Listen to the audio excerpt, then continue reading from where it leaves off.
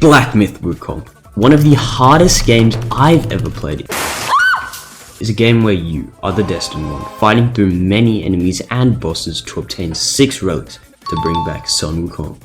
In this video, we are going to try to beat this game using only transformations and spirits as our spells, and please note that I will be using the destined one's physical attacks too, guys.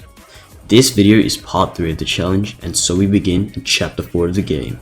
I kicked off chapter 4 by running into this village here with Zhu, my pig sidekick, as we battle some enemies here. This sets up the main theme for this chapter, which is bugs. Now, before we went to continue the journey in Bugland, I took a quick detour to unlock a transformation that I thought would help me out on my journey. After completing a quest line with Old Long, I unlock a map that lets me enter the Ruyi village, which is where I find this blacksmith here, who looks pretty harmless, right?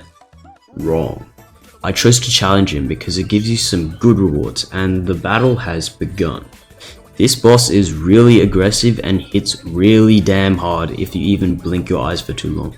I wish I was joking. Combine this with insane amounts of weird patterns and combos that sweep you off your feet, and you have one of the hardest bosses in the game.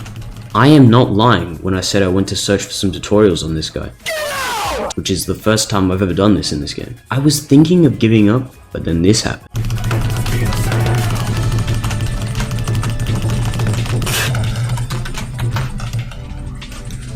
After finally taking the Yin target out, we unlock his transformation, Ebb and Flow, which hits really hard and absolutely destroys lesser enemies.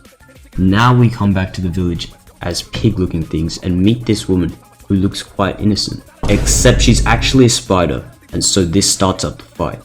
I thought this boss would be quite hard, but honestly, with some holding out against this spider, I eventually took her out. After beating her, she sends a spider needle thing into Zhu, which corrupts him and he runs away. After beating this, I enter the hollow, which is where the spider comes back and does something with me. After this, we awaken in the depths, and this place is actually an absolute nightmare. After wandering through the zone, we find the centipede guy, who rolls around like a Beyblade. We easily clean this centipede off. After this, we find something even freakier than the centipede, which is the Buddha's right hand.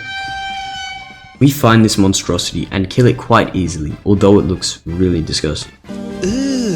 Brother, After venturing through this nightmare hollow, we find our pig sidekick finally, although he's actually our enemy now. After beating some sense into him, he runs away and we chase behind him. After this, we fight him again, and this time he's in the mud. Phase 1 of this boss is pretty easy because it's the same as the last phase, but then it puts me into a fight with his boar form, which took me a while to learn.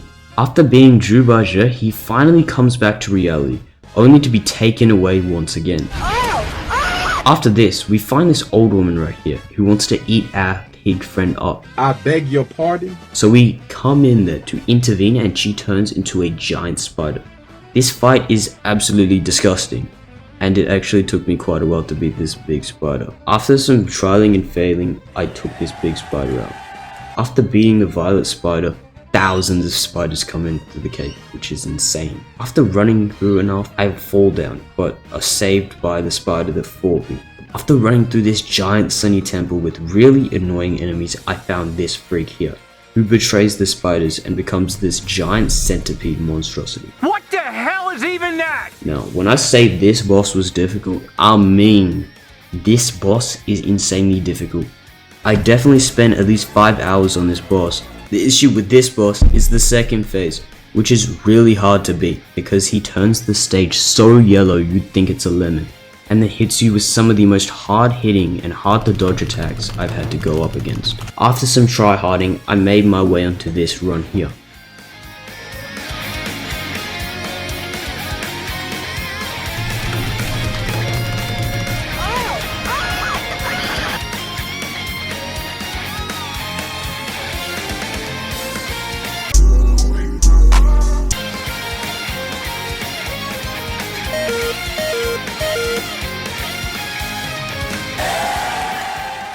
Beating him ends this chapter, where we move on to chapter 5. In the beginning of this chapter, we pull up into this rocky place and fight all of these enemies with our pig sidekick. After this, I venture through and find the pale act stalwart, who is this big bull looking guy. But after I beat him, we settled our differences and moved on. I find this weird cart thing called the brown iron cart that just slams to the floor and breathes fire. After taking him out, I fought the Father of Stones, which was pretty easy, and we found our next cart to fight against again. This cart works exactly the same as the first one, so I'll just skip over talking about this. After running through the insides of the mountain, I fight the Misty Cloud and Cloudy Mist. This boss was annoying, but with some locking in, I managed to beat them. After taking out those two, I made my way to this cutscene, where Jubager catfishes this man, and we come to join him to fight this boss who is the Keeper of the Mountains. Looking at the boss design, I thought this would be really hard, but I found it pretty easy. After taking him down, he goes to phase 2, where he summons the yin yang fish, and I beat the fish up pretty easily too. After this, I make my way to the Bull King, where his daughter is talking to him.